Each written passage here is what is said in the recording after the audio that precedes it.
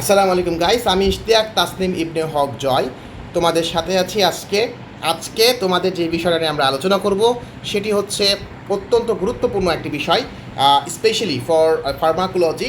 সেটি হচ্ছে thyroid hormones এবং গ্লুকোকর্টিকয়েডস। একটা ক্লাসের মধ্যেই আমরা দুইটা সেগমেন্ট করব এবং দুইটা সেগমেন্টের মাধ্যমে আমরা জানার চেষ্টা করব আসলে এই দুইটা টপিক নিয়ে একদম ইন ডিটেলস আমরা আজকে আলোচনা করার চেষ্টা করব। বেসিক্যালি আমরা যেটি দেখব সেটি হচ্ছে থাইরয়েড হরমোনস। এটি ততটা ইম্পর্ট্যান্ট না ফর এক্সাম পারপাস যতটা কিনা গ্লুকোকর্টিকয়েড ইম্পর্টেন্ট। সুতরাং আমরা থাইরয়েড হরমোন খুবই প্রিসাইজলি আজকে পড়ব, যতটুকু আমাদের এক্সাম পারপাসের জন্য, স্পেশালি ফর ফার্মাকোলজির জন্য বা সেকেন্ড প্রফ ক্লিয়ারেন্সের জন্য যতটুকু আমাদের থাইরয়েড দরকার ঠিক ততটুকুই আমরা পড়বো। আর দ্বিতীয়ত, আর এই টপিকটা ভাইভাতেও ততটা ধরে না, জাস্ট রিটেনে কয়েকটা কোয়েশ্চেন থাকতে পারে। একটা গুরুত্বপূর্ণ কোয়েশ্চেন হচ্ছে name some drugs that act on thyroid gland, ঠিক আছে, বা থাইরয়েড ডিসঅর্ডার্সে কী কী ড্রাগস ইউজ করা হয় সেইটা সম্পর্কে জিজ্ঞেস করে অনেক সময় রিটেনে। তো আমরা সেটা জানবো, আর তারপরে ইন ডিটেলস আমরা গ্লুকোকর্টিকয়েডস জানবো। সো আমি আসছি আজকে তোমাদের সাথে ইশতিয়াক তাসনিম ইবনে হক জয়। তোমাদের সাথে আজকে আমরা প্রথম সেগমেন্ট অর্থাৎ থাইরয়েড হরমোনস নিয়ে যে যতটুকু আলোচনা করার দরকার সেটি আজকে আমরা আলোচনা করব। তো তোমাদের জন্য সব কিছু প্রিপেয়ার করে নিয়ে এসেছি আমি। প্রথমে আমাদেরকে একটু রিক্যাপ করতে হবে যে থাইরয়েড গ্ল্যান্ড থেকে কী কী হরমোন আসে। দেখো, আমরা অলরেডি ফিজিওলজিতে কিন্তু পড়ে এসেছি। ফিজিওলজির পুরো থাইরয়েড গ্ল্যান্ডসের হরমোনগুলো কীভাবে সিনথেসিস হয় সব কিছু আমরা ইন ডিটেলস আমরা ফার্স্ট প্রফে পড়ে এসেছি। এখন আমাদের সেরকমের ইন ডিটেলস জিনিস লাগবে না, যতটুকু না জানলেই নয় কিংবা যতটুকু ফার্মাকোলজির জন্য ভেরি ইসেনশিয়াল টু নো, আমরা সেই বিষয়গুলো নিয়ে আলোচনা করব।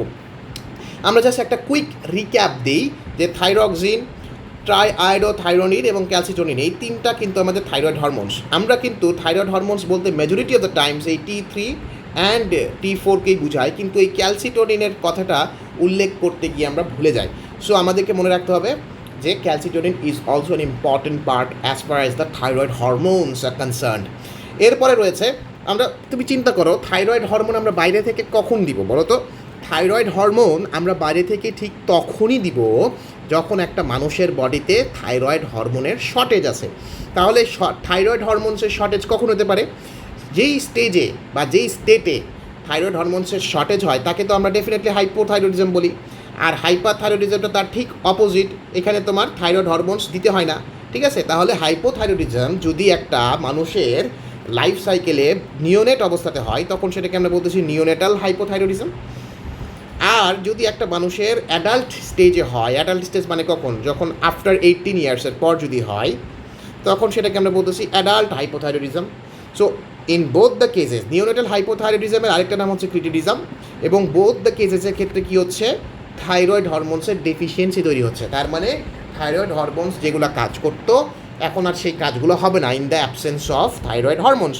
সো তোমাকে কী করতে হবে? মানুষটার বডিকে সাস্টেইনেবল করে রাখার জন্য তোমাকে বাইরে থেকে, এক্সোজেনাস সোর্স থেকে থাইরয়েড হরমোনের সাপ্লিমেন্টেশন দিতে হবে, as simple as it becomes, তাই না?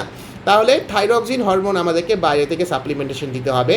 বাজারে এর একটা গ্রুপ অফ ড্রাগ রয়েছে, যে গ্রুপ অফ ড্রাগ এই থাইরক্সিন হরমোনকে কন্টেন্ট করে, সেটার নাম হচ্ছে লিভোথাইরক্সিন, ঠিক আছে। এই লিভোথাইরক্সিন ট্যাবলেটটা একটা থাইরক্সিন মানে যেই ড্রাগ বা থাইরক্সিন যে মলিকুল সেটাকে ক্যারি করে, ঠিক আছে। তাহলে লিভোথাইরক্সিন ড্রাগ আমরা প্রিসক্রাইব করতে পারি যদি কারো থাইরয়েড ডেফিসিয়েন্সি হয়। এখন কথা হচ্ছে এই যে জিনিসটা জানতে হবে যে what are the indications of the thyroxine drug, ঠিক আছে। থাইরক্সিনের ইন্ডিকেশনসগুলো মানে কখন কখন তুমি ইউজ করবা, তার মধ্যে দুইটা তো অলরেডি আমরা বলে ফেলেছি, যে যদি কারো নিওনেটাল স্টেজে যদি কারো হাইপোথাইরয়েডিজম থাকে তখন হবে, যদি অ্যাডাল্ট স্টেজে হাইপোথাইরয়েডিজম থাকে তখনও দিতে পারি আমরা। আবার যদি কখনো মিক্সিডিমা কিংবা গলা ফুলে যাওয়া গয়টার যদি কারো থাকে, নন টক্সিক গয়টার, এবং থাইরয়েড নোডিউল যদি কারো থাকে, কিংবা কারো যদি থাইরয়েডের ক্যান্সার থাকে, এই বিশেষ করে papillary carcinoma of the thyroid gland যদি থাকে, তখনও আমরা এই হরমোনটা দিয়ে থাকি। এখন কোন কন্ডিশনে দেওয়া যাবে না? একটা কন্ডিশন আছে যেটা দেওয়া যাবে না, সেটা হচ্ছে অবিসিটি, ঠিক আছে। এখন কেন দেওয়া যাবে না সেটার অ্যান্সারও কিন্তু আমি এখানে তোমাদের জন্য টুকে নিয়ে আসছি। সেটা হচ্ছে হাইপোকোলেস্টেরোলমিক এজেন্ট হিসেবে তখন থাইরক্সিন কাজ করে। এই জন্য যদি কারো অবিসিটি থাকে তখন আমরা এটাকে কন্ট্রাইন্ডিকেশন হিসেবে আমরা এটাকে থাইরক্সিন হরমোনটা ইউজ করি, মানে কন্ট্রাইন্ডিকেশন মানে দেওয়া যাবে না তখন, ঠিক আছে। এখন কী কী ড্রাগস যেগুলো অ্যান্টি থাইরয়েড এজেন্টস, এটা কিন্তু ভেরি ইম্পর্টেন্ট। অ্যান্টি থাইরয়েড এজেন্টসের কয়েকটা নাম বলো, এটা কিন্তু পরীক্ষাতে খুবই খুবই আসে, ঠিক আছে। সেটা কয়েকটা নাম হচ্ছে এখানে লিখে রাখছে, দেখো থায়োনামাইডস এবং থায়োনামাইডসের এটা একটা গ্রুপ অফ ড্রাগস। এর মধ্যে কিছু ড্রাগস আছে যেমন হচ্ছে কার্বিমাজল, এই ড্রাগটা খুবই খুবই গুরুত্বপূর্ণ, এবং প্রোপাইল থায়োইউরাসিল, ঠিক আছে। এখানে প্রোপাইল ইউরাসিল লিখছে, প্রোপাইল থায়োইউরাসিলও অনেক সময় বলা হয়। তো মেথিমাজল, কার্বিমাজল, এই তিনটা ড্রাগ কিন্তু বাংলাদেশের প্রেক্ষাপটে খুবই খুবই বহুল ব্যবহৃত একটা ড্রাগ, ঠিক আছে। সো তুমি যদি অ্যান্টি থাইরয়েড এজেন্টসের নাম ভুলেও যাও, অ্যাটলিস্ট এই কার্বিমাজল, মেথিমাজল এবং প্রোপাইল থাইরোসিল এই তিনটার নাম ভুল করা কখনো যাবে না, ঠিক আছে। তারপরে আয়োডাইড তো তোমরা জানো, এবং রেডিও অ্যাক্টিভ আয়োডিন, এগুলো গোল্ড, সোডিয়াম আইপোটেট, তারপর Lugol's iodine, adeno receptor blocking drug যেমন অ্যাটিনোলল, লেক্সে মেটোপ্রোলল এবং প্রোপানোলল আছে। বাংলাদেশের প্রেক্ষাপটে বিটা ব্লকার যেগুলো আছে সেগুলো অনেক সময় ইউজ করা হয়, যেমন অ্যাটিনোলল, মেটোপ্রোলল, এগুলো। সো আমরা যেটা বলে রাখবো, যদি তুমি পরীক্ষার জন্য একদম প্রিসাইজ জিনিস মনে রাখতে চাও, খুবই স্পেসিফিক জিনিস মনে রাখতে চাও, তাহলে তোমাকে মনে রাখতে হবে কার্বিমাজল, মেথিমাজল, প্রোপাইল থাইরোসিল, এইটা হচ্ছে থায়োনামাইডসের মধ্যে পড়বে, এবং তারপরে যে বিটা ব্লকার যেগুলো আছে, ঠিক আছে। এই দুইটার নাম ভুল করা যাবে না, ঠিক আছে। আর বাকি তুমি বলতে পারো রেডিওঅ্যাক্টিভ আয়োডিন, লুগোলস আয়োডিন, গোল্ড, এগুলো তুমি যত ইচ্ছা মনের মাধুরী মিশায়ে তুমি বলতে পারো, কিন্তু এই যেই দুইটা বললাম যে বিটা ব্লকার্সের মধ্যে প্রোপানোলল, অ্যাটিনোলল, মেটোপ্রোলল এবং কার্বামিজল, মেথিমাজল, প্রোপাইল থাইরোসিল, এগুলো ভুল করা যাবে না। এখন কথা হচ্ছে কার্বামিজল সম্পর্কে আমরা একটু জানি, যেহেতু এটা বাংলাদেশের প্রেক্ষাপটে অত্যন্ত বহুল ব্যবহৃত একটা ড্রাগ। তাহলে কথা হচ্ছে তুমি অ্যান্টি থাইরয়েড ড্রাগসটা কখন দিচ্ছ? যখন তোমার বডিতে থাইরয়েড হরমোন বেশি হয়ে গেছে, T3 T4 বেশি হয়ে গেছে, তুমি আর তাকে প্রোডাকশন করতে দিবে না, তখনই তো তুমি এটা ইউজ করবা, তাই না? সো যখন তোমার বডিতে হাইপার থাইরয়েডিজম অবস্থা থাকে তখনই আমরা এটাকে প্রিসক্রাইব করতে দেই না, আই মিন টু সে তখনই আমরা এটাকে ইউজ করি না, ঠিক আছে। সো যখন বডিতে থাইরয়েডটা বেড়ে গেছে, ঠিক আছে, যখন তোমার বডিতে থাইরয়েডটা বেড়ে গেছে মানে থাইরয়েড হরমোনস বেড়ে গেছে, তখনই তুমি এটাকে দিবা না। অর্থাৎ হাইপার থাইরয়েডিজম যখন হবে তখন তুমি থাইরয়েড হরমোনস দিবা না, তখন তুমি এমন কিছু ড্রাগ দিবা যেগুলো অ্যান্টি থাইরয়েড, মানে তখন এই সব ড্রাগ দিলে থাইরয়েড হরমোনসের যে প্রোডাকশানগুলো আছে সেগুলো তখন কমে যাবে, ঠিক আছে। আচ্ছা, এরপরে আমরা কার্বিমাজল নিয়ে আসি, ইন্ডিভিজুয়াল ড্রাগসে দেখি। এখন যদি তোমাকে বলে মেকানিজম অফ অ্যাকশন, তখন তুমি এটা ফ্লো চার্টে দিবা। এক নম্বর হচ্ছে আমরা থাইরয়েড হরমোন সিনথেসিসে অনেকগুলো স্টেজ আছে, তার মধ্যে একটা স্টেজ ছিল অর্গানিফিকেশন অফ আয়োডিন, হ্যাঁ। তো এই অর্গানিফিকেশন অফ আয়োডিনটাকে এই অ্যান্টি থাইরয়েড যদি তুমি কার্বামিজল দাও, তাহলে অর্গানিফিকেশন অফ আয়োডিনটা আর হবে না, অর্গানিফিকেশন অফ আয়োডিনটা ইনহিবিশন হবে।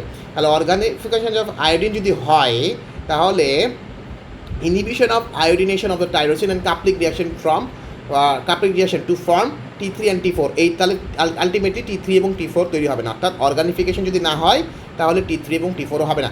এখন তুমি যদি কার্বিমাজল দাও, তাহলে কী কী অ্যাডভার্স ইফেক্ট হতে পারে, মানে কী কী সাইড ইফেক্টস তৈরি হতে পারে? এক নম্বর সাইড ইফেক্ট হচ্ছে, দেখো কিছু মেজর আছে এবং কিছু মাইনর আছে, ঠিক আছে, মাইনর আছে এবং কিছু মেজর আছে।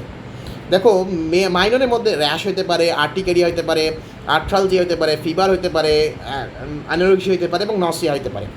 আর মেজরের ক্ষেত্রে এক গ্র্যানুলোসাইটোসিস, যদি একটা বলতে বলে তাহলে তুমি বলবা এক গ্র্যানুলোসাইটোসিস, আর যদি দুইটা বলতে বলে তাহলে তুমি বলবা কোলিস্টেটিক হ্যাপাটাইটিস, ঠিক আছে। এবং তার সাথে থ্রোম্বোসাইটোপেডিয়া, তারপর লুপাস লাইক সিনড্রোম, ভাস্কুলাইটিস, এগুলো হইতে পারে।